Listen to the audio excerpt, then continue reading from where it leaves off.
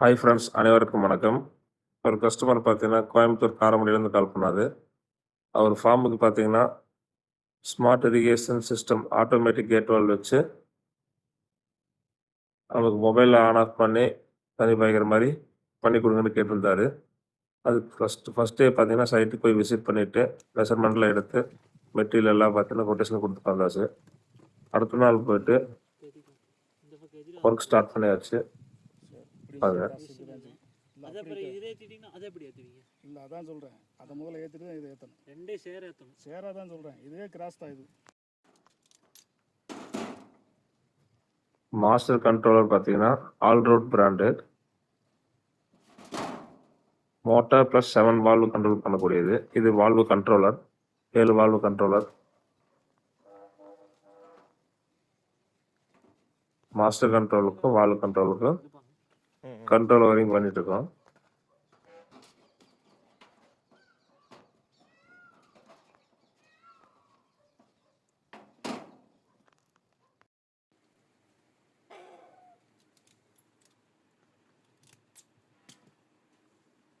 Master controller இருந்து motor panel ஸ்டார்டருக்கு பார்த்தீங்கன்னா,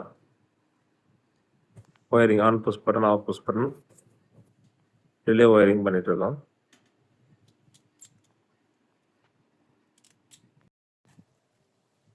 gate வால்வுக்கு பார்த்தீங்கன்னா, ஒயரிங் லைனுக்காக 1 இன்ச் பிவிசி பைப் போட்டு லே பண்ணி நீட்டாக பக்காவாக பார்த்தீங்கன்னா ஒயரிங் பண்ணியாச்சு. பாருங்க.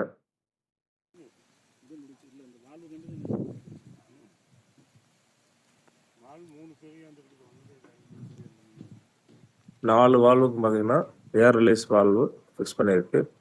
அதுபோக மெயின் லைனில் பார்த்தீங்கன்னா safety quick pressure release valve fix பண்ணியிருக்குது. சப்போஸ் பைப் லைனில் ஏதாச்சும் அடைச்சிச்சு அப்படின்னாலும் டேமேஜ் ஆகாமல் ஓப்பன் பண்ணி விட்டுரும். பாருங்கள், சிஸ்டம் லைன் கொடுத்து செக் பண்ணி ஆன் பண்ணிட்டு இருக்கு.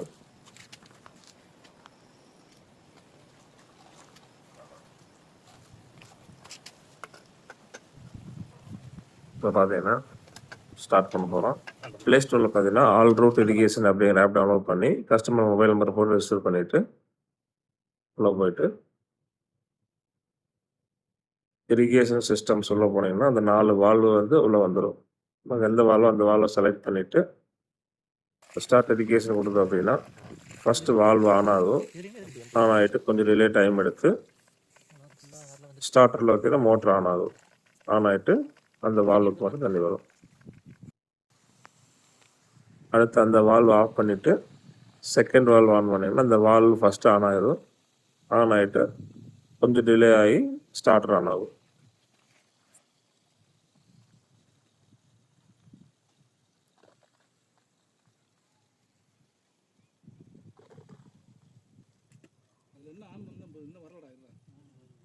பாருங்கள், இந்த ஃபார்மோட லாஸ்ட் 4வது வால்வ் ஆன் பண்ணியிருக்கு.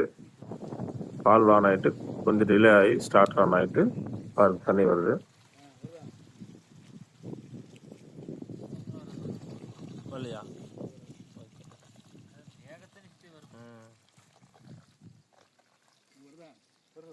இது கண்ட்ரோல் பார்த்தீங்கன்னா 7 வால்வு கனெக்ட் பண்ணிக்கலாம். கஸ்டமர் வந்து 4 வால்வு இருக்கிறதுனால 4 வால்வு கனெக்ட் பண்ணியிருக்குது.